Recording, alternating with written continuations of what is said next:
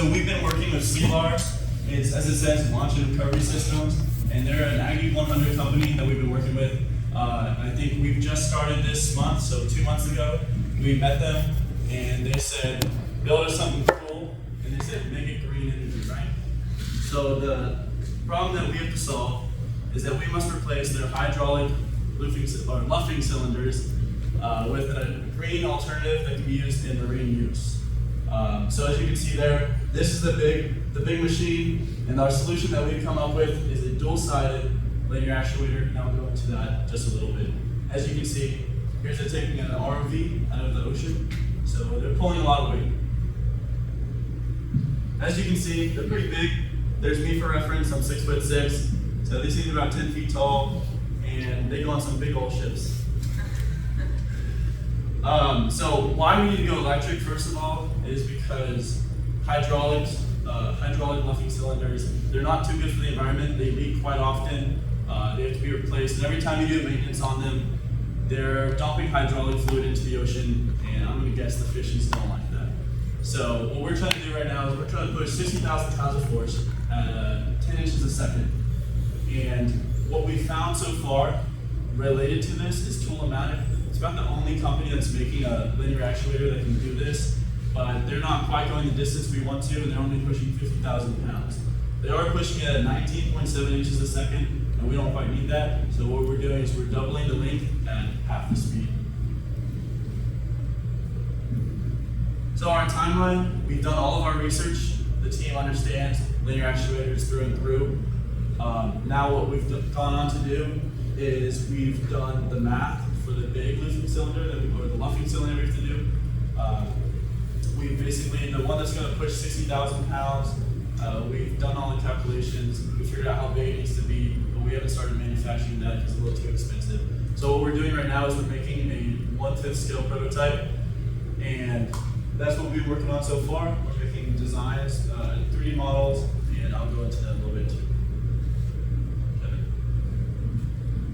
So first and foremost, in order to actually get the actuator to extend and retract, we're going to need a double pole, double throw switch, which essentially allows for the current to reverse so that it can switch between extending and retracting. And we'll also use diodes in it. And to power the system, we're going to be using a LiPo battery with an adapter to go from 110 AC to 20 DC. Furthermore, to save power, we're going to implement limit switches, which essentially prevents the motor from going too much, from overextending, which would save power. So here I just wanted to show, on the left is the limit switch, on the right is the square cap. And essentially when the rod extends through the circular hole, the limit switch will be in the rectangular hole next to it. And the back of the rod will basically hit the switch, which will basically shut down the circuit. And in order for the rod to go back in the reverse direction, the double pole, double throw switch will allow for the current to go the other way. And you can just retract and vice versa. So something I was looking into was the bearings, and so there's a couple of different ones that I was learning about. There's angular and radial, and they're pretty similar. There's a picture of both of them, but the one on the left is the radial bearing. As you can see, the main difference is just the inside and outside of the rings. The inside and outside are the same for the radial contact, and then for angular contact, they're a little bit different. This makes them better for different types of forces. For the axial loads, those will be loads that are perpendicular onto the shaft that the bearing will be on, and for radial loads, those will be parallel with the shaft that the bearing will be on.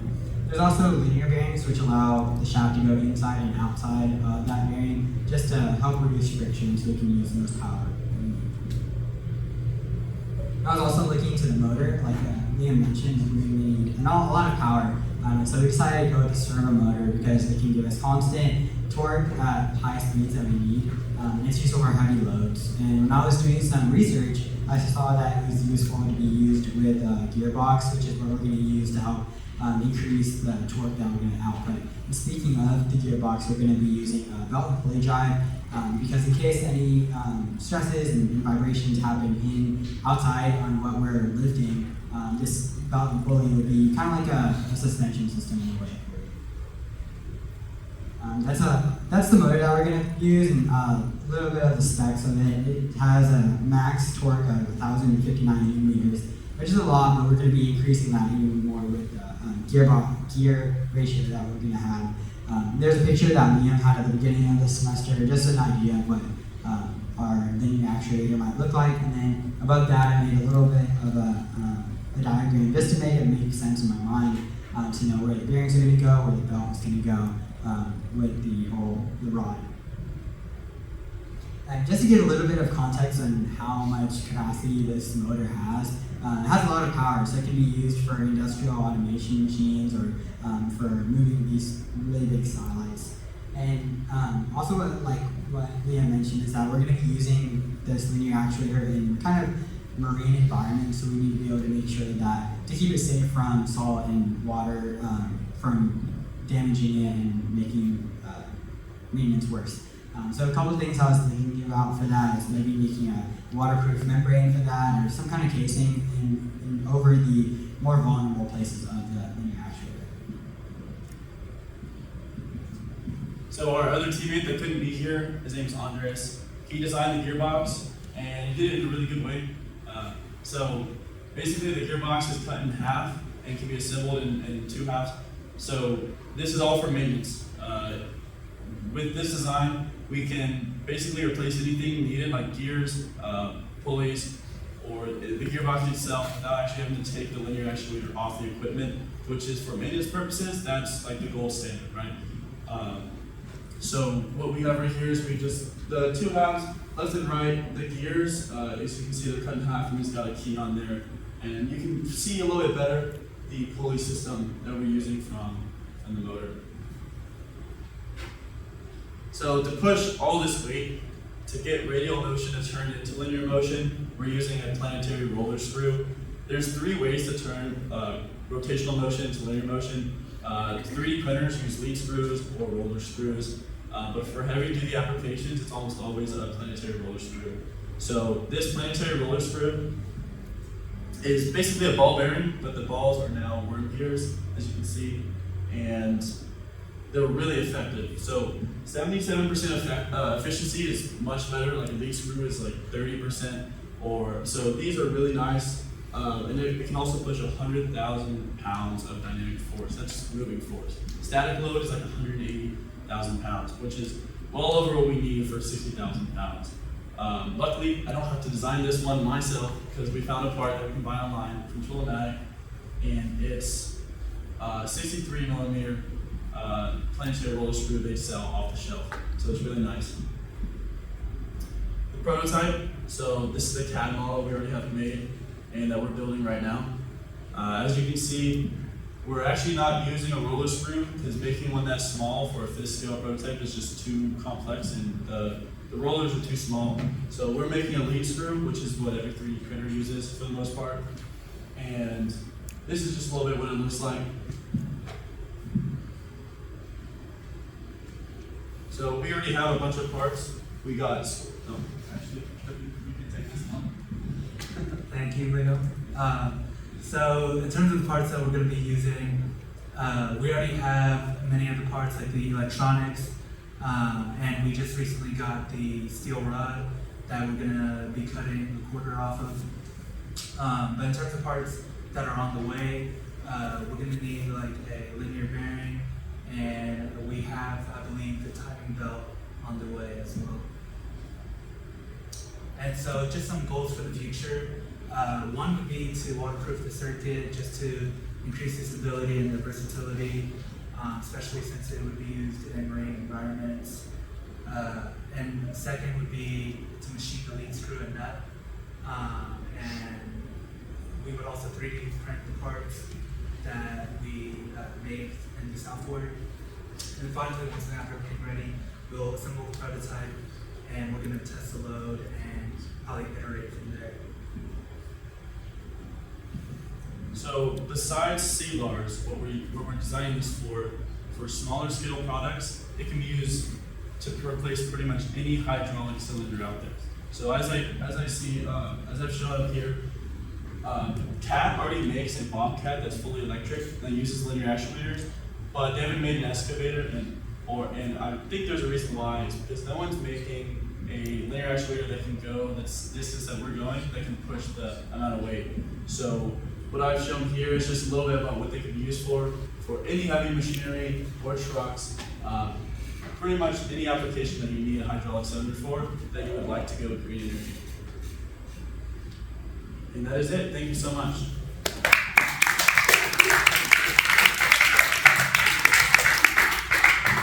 Any questions? Yeah. So in reference to your last slide, in terms of going commercial with it, do you anticipate seeing any supply chain issues comparative to the hydraulic, actuator supply chain? So there's a lot more moving parts. So I would expect a little bit longer, yes, to make it. However, so C-LARS, the company we're working with, they're able to make pretty much all of our parts in-house. So from bare metal. So from what we've designed so far, we could 3D print everything tomorrow and make it. So supply chain isn't too bad as long as you can get bare metal. However, for the thing that would stop us the most, my guess would be the motors. Supply of the motors. Supply of the motors, yes. I mean, the motors we need are the Mitsubishi, and they're pretty big. So we would look more into buying those in bulk early, so we can get those and have those on hand. However, my guess that would be what slows us down. What about cost to the customer? So if like Caterpillar came and wanted to buy 1 million of these hydraulic components from you guys for their excavators, let's say, like comparative to the existing hydraulic supply, what would your cost be compared to that? I know you guys haven't worked out like the volume numbers and stuff like that, but I'm just curious. Yeah, it would definitely be more. And I don't know how much more because we've just been doing engineering so far. But my guess is it actually wouldn't be quite as much as you would think. I think the only thing that costs the most is the motor, so that is what's holding us back. So that would be one thing to look into, would be to like find cheaper motors. So I might be looking more into that once we get more towards the manufacturing phase of this, would be to figure out how to outsource motors and make them cheaper. But as far as I know, there's about the same amount of metal in this. I mean, there's more moving parts, but it's the same amount of metal as a hydraulic cylinder. Would they be saving on fluid if they were to, like, Yeah, there'd be some amount of fluid. There'd also be the government likes green. Yeah. Right? Green credits, right? So it would be a lot. It would be inexpensive there, and also you're saving money on maintenance costs. I know that for sure. That makes sense. Thanks. Yeah. So do you have a way to test the seaworthiness of the actual main gear, the equipment here in town at A&M, or how? Well, besides pouring buckets of water on it. Yeah. Because there's an EMA rating, right, that you have to comply with, I guess? Yes, actually, you look at the ratings on the motor. So we can seal pretty much everything except for the motor. And the motor was... It has an IP44 rating, so that helps protect it from some dust and from some water. That doesn't completely waterproof it, so we might have to do more with the encasing or the waterproofing membrane or something like that. But, Okay. yeah, kind of like what Liam mentioned, we can just, I guess testing is up to us, just what we can imagine. And there might be a lot that we might be able to ask and see if they can help us. And any way to measure heat, testing the generation of heat and how that may apply? We can test the measure of heat. I mean, we can. There's a bunch of labs at A&M themselves, so we can try to get into those. So yeah, I know because I'm on the other SAE team, and I know they definitely test that. They also use the wind tunnels and stuff. There's a lot of stuff offsite that A&M allows us to go test stuff. So we can test heat.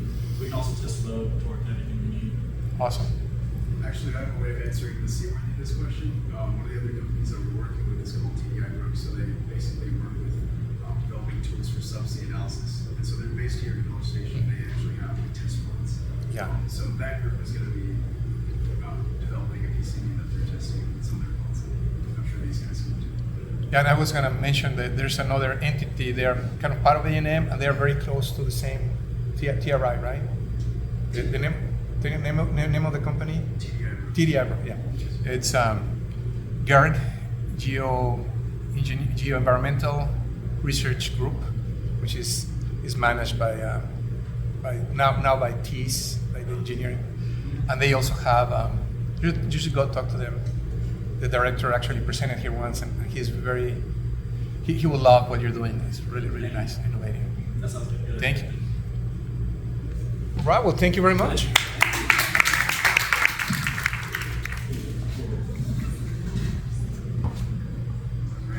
Howdy. My name is Dylan Gay, and I am sick of time management.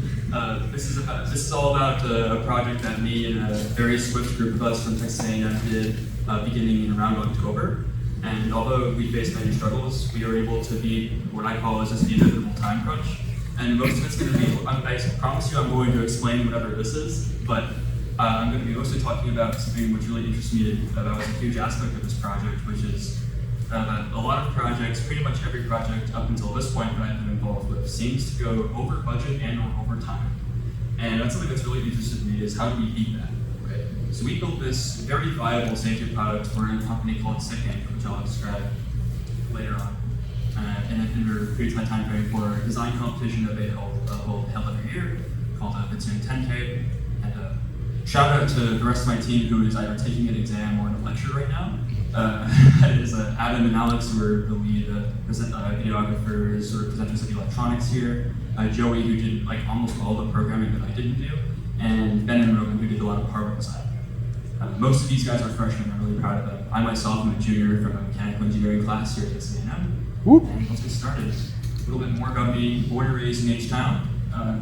Sucker for all things H-Town sports. Everything except for the Stros is kind of going through it right now. But you know, it's kind of always been how it is. And I've been involved in sort of product design and robotics engineering since I was 15. Every year is sort of the same cycle of what I've been used to in terms of these projects, and this really broke that, and I'll describe that in a minute. But, yeah, so what is this thing? SICK Inc. is a very capable German, very diverse German sensor intelligence company based in Waldrich. We didn't butcher that, Germany. And they also have a US based in Minnesota, which does this competition every year for that's global. That takes this thing, which is, they call it a TIMP. It's a 2D LiDAR unit. It's not the most sophisticated 2D LiDAR unit, but it's pretty impressive in a number of ways. And the top prize would be $10,000 and a trip to Germany for the young engineers who do well. And also I was hoping a proportional ROI for Aggies Create, considering the budget we had, I would be able to give them double the investment if we were to succeed, no matter what we place on it. And we still have a decent chunk of change to take for ourselves. Pay off some college debts, so you know, pretty good. We just have to give them a really good report and video saying how we solved a new issue with this sensor. So here's some things about it. It's really durable. You could literally just like, it's fine. It's like brand new official components. It has pretty low frequency, but we adjusted for that based on the relative velocity of the vehicle, which I'll get into. Really low margin of error in terms of what it can sense, but in what it can do, it's really good at compared to other sensors. So the first part of this, first roadblock we encountered in this is that we all got assembled an Aggies Create meeting, got put together around September 12th, and the pitch was due September 15th. So we had to figure out what we wanted to solve. Keep it sick, but we were one of the teams they wanted to admit into the competition with a really simple, marketable new solution. I am not very used to simple. This is what I build on an annual basis. It's just these really complex robots. Usually I talk like one system or just the electronics part of it. And I have a lot of the team help me do the rest, but it's still something I'm used to doing over a year. It's a lot of what I'm going to call an internal crunch, which is the opposite of an external crunch. So it's kind of what you're used to every day. It's a typical work deadline. Your boss gives you a thing. It has to be done by, X has to be done by Y. For example, these are all of my school assignments due done by Friday. So that would be all external crunch. I can't change those no matter how much I would wish to. An internal crunch is more like chores, so like mowing the lawn. A lot of this project was just internal crunch, right? Because there's really nothing stopping us or anybody else in the team from just saying, nah, it's too hard, we got other stuff to do. Or even me coming to this theater, you know? I could have just been like, software Cartel? That sounds scary, I'm good. Like I just, it's all internal crunch because I know personally intrinsically there's value in doing this because I want to portray IB's great well. I want to portray that we're pro-ready engineers for any A&M who have something to show for ourselves. So goals it's a higher reward but less tangible consequences, and you can move the dates a bit, which is typically where projects fall because you can kind of move where there's internal struggle or crunch. But I'll touch back on all those themes later. How we like to solve problems here at IB's create something called problem solving through empathy. It's something that was popularized by a design firm in California called IDEO. And we did this by basically within those 3-4 days we had just going out to different machine shops, construction sites within a 50-mile radius and saying, okay, what is their biggest problems in their daily life, in a blue collar daily life, right? And this is a machine shop that one of my friends works at. That's basically, they have this really broken down forklift, really broken down like CNC lathes, not a very clean shop. I won't say what it is, I'll probably get in trouble with that, but I showed them what it was. But we looked at some number of safety reports about how hard it is to enforce safety protocol and PPE within these environments. And here's sort of a mind map of all the places we went and did surveys on. And we saw about a third of all construction fatalities in the past decade, as reported by OSHA, were struck by or caught in equipment, basically heavy machinery accidents. So we figured, okay, this is a pretty substantial issue. It's one that kind of hit close home to me as well, because my father, who has been a machinist for 35 years now, was in one of these heavy machinery accidents when I was about 9 years old, and that impacts family more than anybody can know. So it's a more substantial issue than what we think in terms of all the accidents that occur. And we figured, well, what better an issue to tackle, right? So our solution was we're going to go through this SIG type and build an attachment for heavy machinery in general that links to a network in, say, a machine shop or a construction site, and reduce this amount of injuries. Find a reliable way to reduce this injury problem, right? So we had a pretty good start there. They accepted our pitch. We were in the race, one of the 20 schools across the world in this competition. October hits, and then we were like, sorry, the deadline isn't actually September 15th, it's October 17th now. So I just breathed a big sigh of relief. It's like, okay, we have time to refine with it. We didn't have to do solid 3 days. We had a month or 2. And then that month or 2 passed, and we were ready for the sensor and the equipment. We were like, we're having some distribution issues. Isn't that a very common story? I was told that joke would work. The distribution issues occurred, and so November 15th passes, Thanksgiving passes, and we don't get our sensors until about a week after Thanksgiving. So, if you want to be a top contender in this competition, you don't sit on your laurels and do nothing, right? You figure out a way you have your issue you want to solve. You figure, okay, what is the hardware we want to make? I'll go through the design goals. This is sort of the sentiment we have. We don't care when we get the sensor.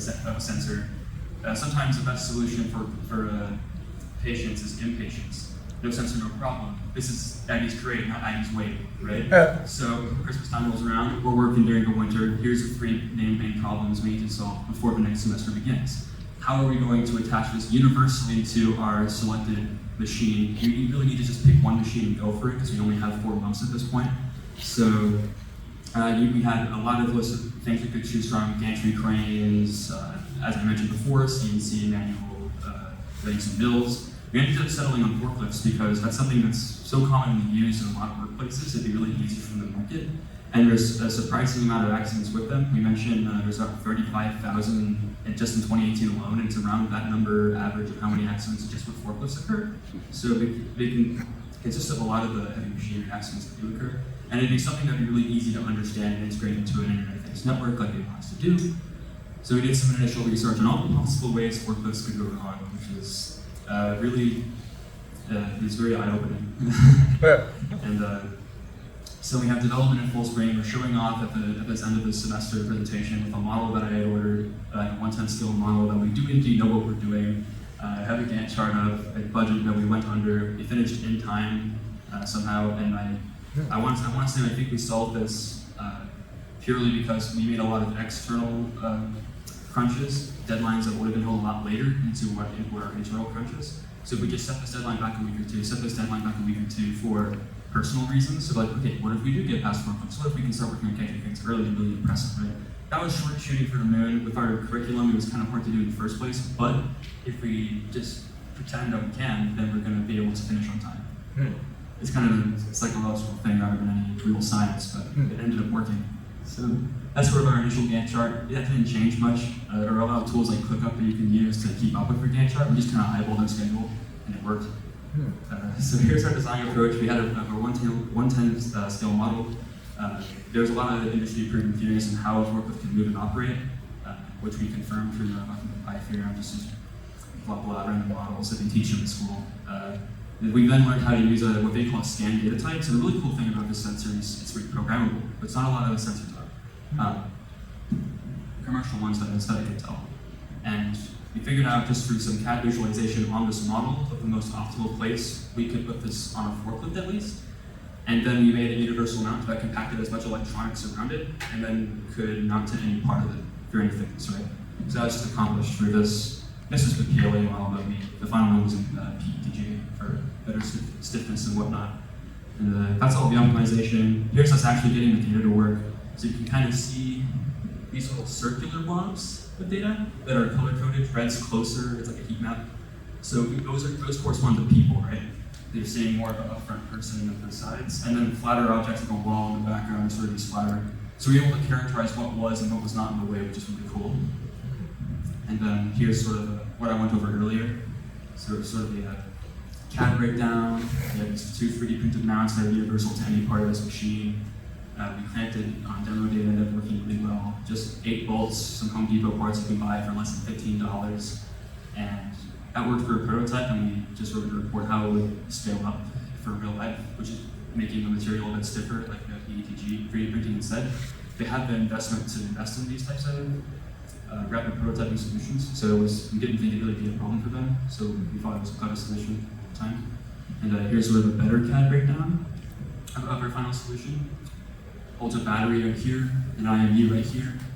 So that way you can set the 2 main things we wanted to solve, which is collisions, right? Like how close is something to it? If not, then alert the user. It's not actually safe to rate to stock a machine. We can't actually hook it up to any machine we want to. Plus, the forklift that we were actually going to demonstrate was a $250 rental, and I really wasn't looking to pay more than that. So we were going to just look at their IMU would detect angles really easily, just like basic Arduino programming of orientation. And then we would have some conditions, so if there was a human or if there was something in the way for long enough, then it would just be considered an environment. So if this was detecting Vonch over there, or just like the speakers over there, we don't want it constantly going off thinking that the speakers are in danger. So we made an algorithm that plans for that, and also for if something is going too fast in front of it. It filters only at the velocity that I mentioned you accounted for of the machine. But if something is going faster than that, or if it can't filter out data fast enough for it, we need to be able for it to account for it.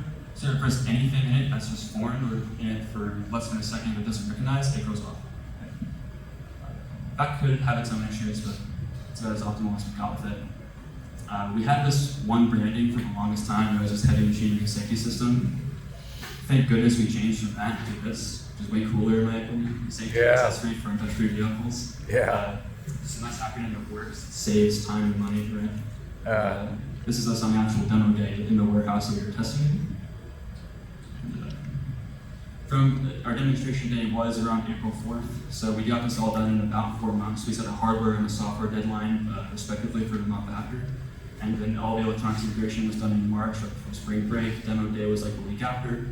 And we got about 80% success in all cases. It worked surprisingly not as well indoors as we thought it would because of different lightings. We were testing in a really bright lab setting the entire time.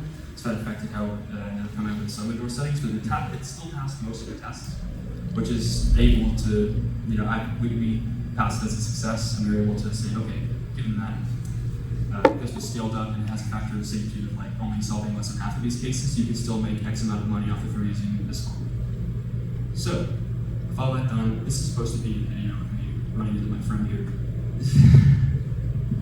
I don't know if it's going to load or not. I have a really cool video to show up at the very end, which is coming up, if it does. But this is basically me running the forklift into a post until I see the LED light up, and then I stop it. And then the same thing with a human, and it works really well. I stopped it more than a meter after. It's a very safe test. Please don't know if it will load. Oh.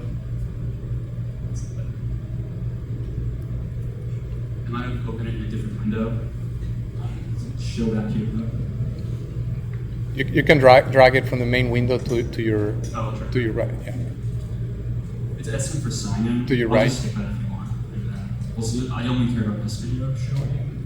Yeah. So this is the final product. This is a video we submitted last Friday for review. We hear back if we got top 3 or 1 within 3 weeks supposedly. So early May, mid-May.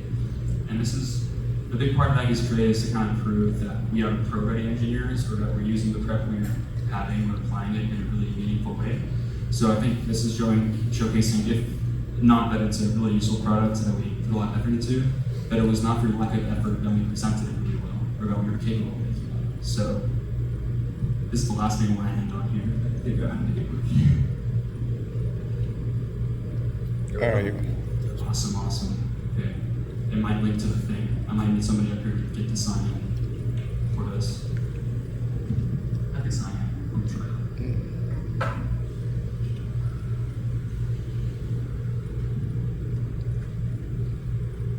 Nice.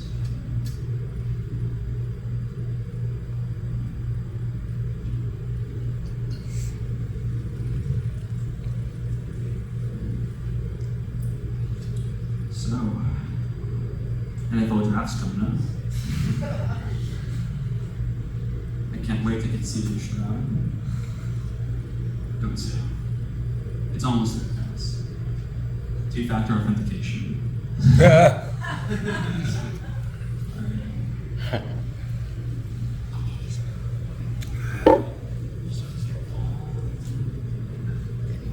It's 3 minutes long, so we'll hit right at 7. If I can just get this. Yes. Yep. Almost. It's still loading. While that's loading, this is the first time I've attended. Can you explain Aggie Create? What is it? Yes, so Aggie's Create is a student organization that acts as a design firm for students in the engineering department here at Santa, or basically anybody. It goes off of sort of the same design philosophies that I was talking about earlier in terms of putting internal crunches and external crunches and searching for a lot of empathy in design.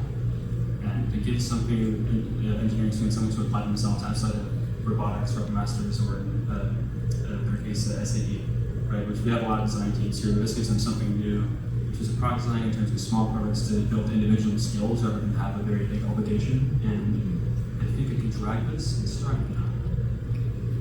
Fawn should probably explain how this trade a lot better. Also, it helps us undergraduate students to build personal projects and stuff. We get engineering experience without needing a secret to have stuff as well. That's honestly why I joined. I like it just for the fact. Oh, that is only playing the computer audio. I don't know how to. You can put the microphone here. Oh, Yeah. what? Yeah.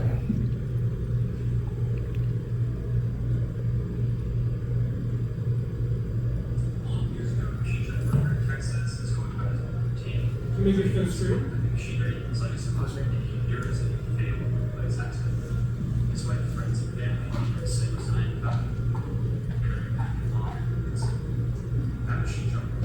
Can't you play it through the display?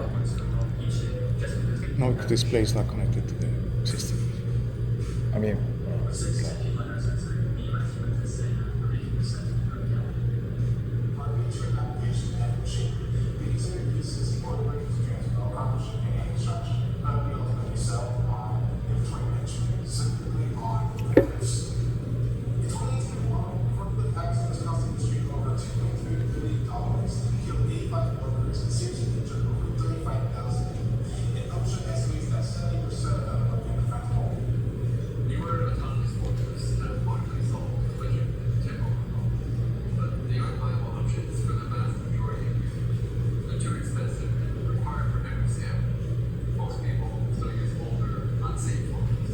you can turn the volume up a little bit on the video.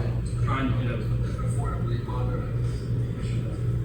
That's max. Okay. We're going to settings and choose your output audio to be HDMI. Pardon? What's that? If you go into settings and choose your output audio for HDMI, that should work. No, because the volume on the projector is not as loud as. Yeah. Understood.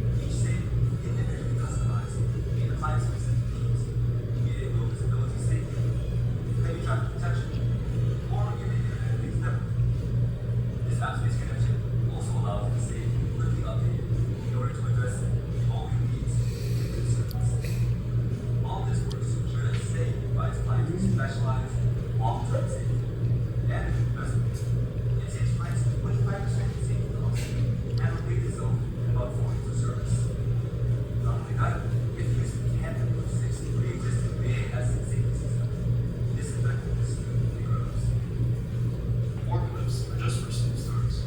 We believe letter-powered safe systems expand the application of CNC machines, gantry cranes, and other machinery systems. And once enough safe systems are in workspace, we can integrate them together, creating 360 sensors that achieve true awareness. It's like it's just like a paper bag. But the same, we no longer have to make human life up to such level. Same things to empower civic anesthesias, saving time, saving money, and most importantly, saving lives.